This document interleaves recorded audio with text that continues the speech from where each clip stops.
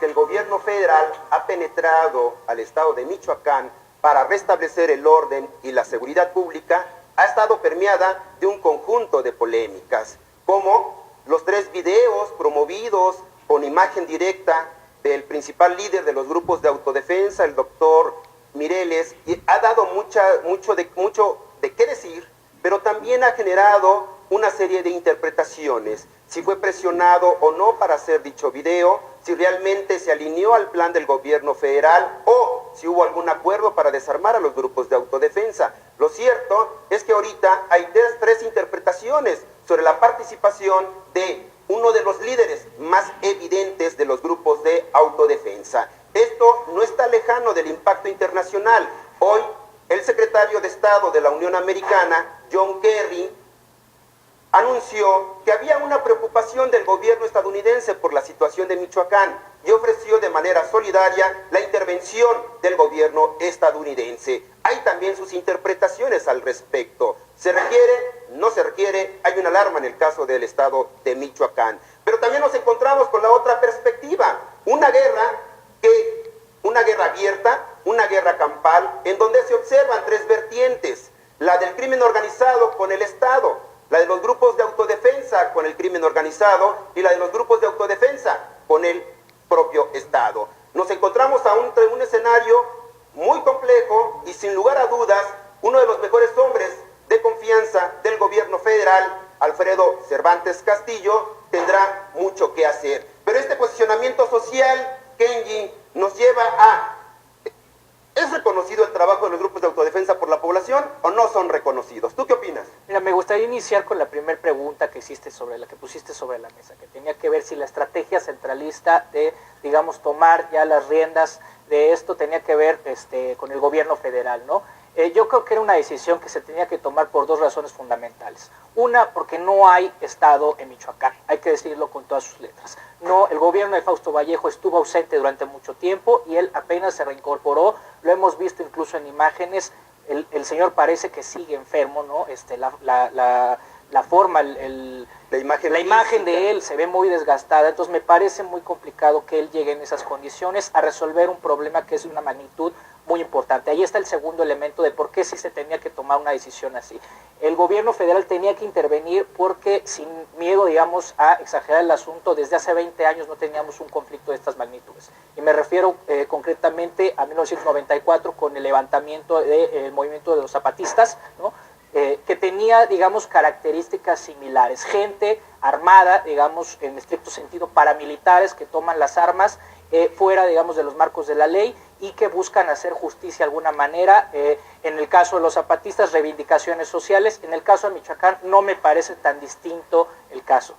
Michoacán ha adolecido, digamos, de gobiernos eficientes desde hace mucho. Este no es un conflicto que se esté generando ahorita al vapor, ¿no? Es un conflicto que ya viene rezagado. Hay responsabilidades de Lázaro Cárdenas Pastel, Leonel Godoy. Efectivamente, a mí me parece que aquí todos los partidos tenemos que ser responsables en el sentido de que no se hicieron gobiernos adecuados, más allá de que también me parece que la estrategia de los gobiernos panistas, y me refiero a la estrategia federal, digamos, de seguridad, fue inadecuada y únicamente tenía que ver con el despliegue de las fuerzas militares, pero sin necesariamente tener un marco claro, una imagen clara de qué es lo que está ocurriendo, que le llaman en términos de seguridad e inteligencia, ¿no? Creo que nos ha faltado tanto inteligencia en términos de seguridad como inteligencia en el otro término, ¿no? Pero ¿tú crees, Kenji, que el sistema de inteligencia del país no tenía el termómetro de lo que estaba pasando en Michoacán?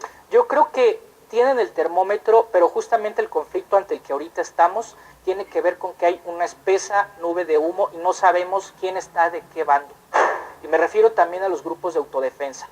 Mencionabas ahorita en el corte sondeos que se han realizado donde 58% aproximadamente de la población está a favor de los grupos de autodefensa.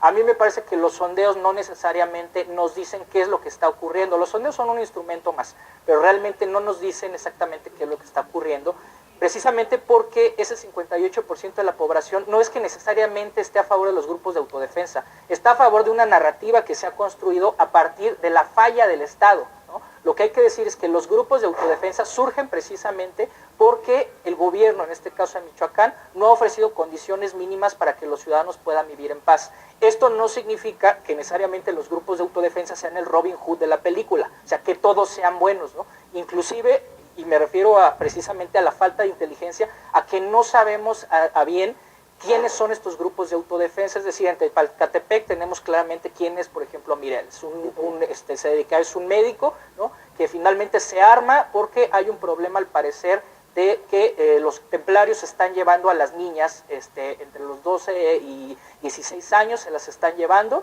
¿no? Entonces las familias se arman de coraje, un grupo de personas se arman con rifles básicamente de caza, ¿no?, para cazar animales. Ellos tienen experiencia en tiro precisamente por la caza, ¿no? Se arman ellos y finalmente empieza a tener eco, digamos, en otras comunidades. Los grupos de autodefensa en Michoacán surgen incluso desde el 2011 en Cherán, por ejemplo, y no necesariamente para hacer frente al crimen organizado, sino para hacer frente a los talamontes ilegales, ¿no?, que estaban depredando los bosques. Y este tema, Kenji, seguramente obedece la razón por la cual el decreto presidencial le da amplios poderes al nuevo comisionado en Michoacán, porque le está dando facultades para intervenir en temas políticos, económicos y sociales y de seguridad. Es decir, casi al nivel de lo que pudiera tomar un cargo de facto está retirando al gobernador. Poder ejecutivo local. De facto está retirando al gobernador. Esa ausencia es lo que hoy tenemos como situación en Michoacán. Hay impactos, Álvaro, y esos impactos, desde luego, local con un contexto internacional. Así es, Liber. Pues muy buenas noches a todo el auditorio. Efectivamente hay impactos locales, como aquí lo manifestamos hace 8 días. Estamos entre las disyuntivas y la desaparición de poderes por parte del Senado, si sí, si no, qué tan conveniente. O la renuncia. O la renuncia, etcétera, etcétera. Parece que esto es una desaparición de poderes administrativa, una nueva situación muy al estilo... Una nueva figura, Álvaro. Una nueva figura porque política. De facto pudiéramos considerar que hay un poder ejecutivo paralelo, pero en una figura de comisión federal encubierta con temas de seguridad, pero que va a tomar decisiones políticas, económicas y sociales. Así es, creo que en el ADN del PRI, de esta verticalidad, ¿no?, de tratar también de arreglar todo desde Los Pinos, bueno, bajo una nueva realidad donde pues la Constitución, los juicios de amparo, etcétera, pues se vuelven un problema. Bueno, ya no era tan sencillo como pedir las renuncias, se mencionó acá en el 94 de Albores Guillén, etcétera, de los gobernadores de Chiapas, fueron 2 o 3, ¿no?, en ese momento. Hoy no es tan sencillo. Entonces el PRI, en esta lógica vertical, inventa una nueva figura y manda efectivamente al hombre de todas sus confianzas naturales en el Estado de México. También es un mensaje al secretario de Gobernación, a mi punto de vista.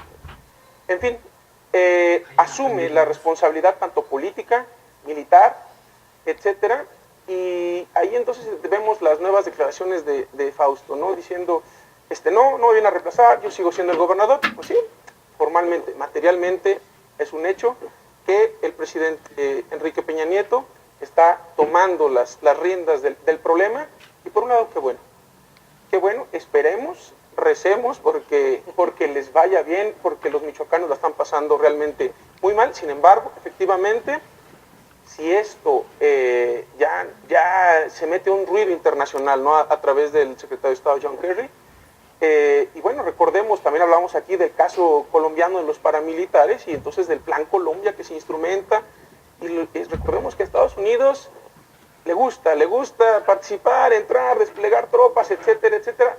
Ojalá realmente el Estado mexicano pueda contener esta situación de emergencia. Y en un contexto muy complicado, Álvaro, también, porque a nivel internacional el gobierno federal está presumiendo un nuevo país, un México moderno, un México que está entrando por la vía de las grandes economías en un nivel de competitividad, y que eso le va a generar una gran inversión extranjera directa. Y de repente el tema Michoacán, en donde prácticamente queda apagado el impacto de la reforma energética, el impacto de la reforma hacendaria, el impacto de la reforma en materia de telecomunicaciones, y el tema seguridad vuelve a ser un tema central. He allí por qué, si pudimos haber observado en lo que va de la semana, han reactivado el tema de la Gendarmería Nacional. como para mandar un mensaje mediático también de que el tema de la seguridad sigue siendo un eje principal dentro de la estrategia del gobierno federal. Por supuesto, esto también nos deja con datos muy desoladores, Vladimir, porque nos encontramos con un Estado, una entidad federativa que tiene muy complicado el tema del restablecimiento del Estado de Derecho, el imperio de la ley, y esta tendrá que ser entonces con mano dura. Claro que sí, Limber, mira, sin duda la mano dura tiene varios niveles, ¿no? Sin duda, que va desde el maltrato, como bien lo llaman, psicológico, hasta el maltrato físico, ¿no? Hoy hay tantos indicadores que nos permiten medir eso. No obstante, hemos manejado en esta mesa el estado de sitio, que era lo más posible que iba a ocurrir, y ocurrió, ¿no? Eso ocurrió. El desarme de los grupos que están fuera de la ley, que son de ambos bandos, ¿no? Eso también está ocurriendo y va a ocurrir, es inevitable, ante las advertencias del Estado norteamericano. Y en el tercer escenario, que también manejamos en esta mesa, es justamente que iba a salir un nuevo personaje cuya verticalidad iba a permitir al gobierno federal actuar de manera discrecional. Creo que eso se está dando, si no lo vemos en el otro bloque. Y estamos en una disyuntiva. ¿En qué disyuntiva? En que los grupos de autodefensa no han aceptado desarmarse. Todavía tienen sus armas en casa. Así es. Aún está latente la semilla de que las armas las vuelvan a levantar. Inclusive, declaraciones de las asambleas, las cuales han realizado, los grupos de autodefensa han señalado de que sus armas las van a aportar estando siempre en la circunscripción territorial que les corresponde. Pero si salen de ella, ya no van a aportar sus armas. Estamos en un estado de sitio todavía. Así es. No han logrado penetrar la misión del nuevo comisionado federal, Alfredo Castillo Cervantes, para poder desarmar a los grupos de autodefensa. ¿Tú qué opinas, Imanol? Mira, me parece muy importante rescatar, mencionaba hace un momento Kenji, decía, bueno, es que ni siquiera conocemos quiénes son los grupos de autodefensa, ¿no?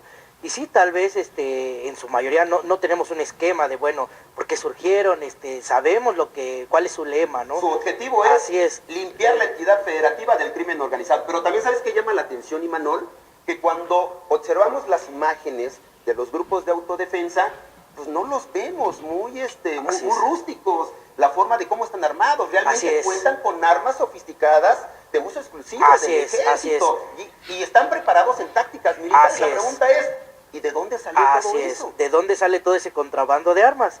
Pero mira, más allá de eso, y espero no ser un poco irresponsable, yo leía hoy una nota del periódico Excelsior en su publicación de circulación nacional, y mencionaban ahí que el doctor Mireles, a expensas de corroborar la nota, la fuente, fue detenido en el 88 por cargos de narcotráfico, ¿no? Entonces, pues entonces, ¿quién está ahí, no? O sea, así como decía Kenji, pues sí son sectores de la población, de la llamada sociedad civil, pero también son esos sectores que fueron tocados, que sus intereses fueron tocados, llamémosle empresarios, llamémosles agricultores, etcétera, etcétera, etcétera, con capacidad financiera, porque vemos ahí camionetas de lujo, ¿no? O sea, camionetas como Lobo, camionetas de buenas marcas, y como tú lo mencionabas, ¿no? Con buen armamento, con buena táctica, los vemos ahí cubriéndose incluso con los vehículos.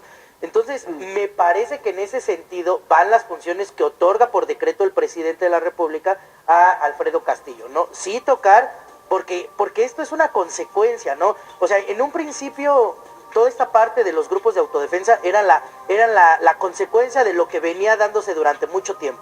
Pero ahorita esta consecuencia creo que ha reagrupado el orden social, ¿no? Ahora, pues sí, ahora resulta que tenemos una persona que viene de encargado, con poderes, con facultades verticales, en donde va a tratar de recomponer o reorganizar todo este tejido social y todas estas relaciones económicas también, ¿no? Vamos a un corte informativo. Esta mesa se pone más interesante. Abordaremos si estamos ante un fenómeno de guerra civil. No se vayan, regresamos.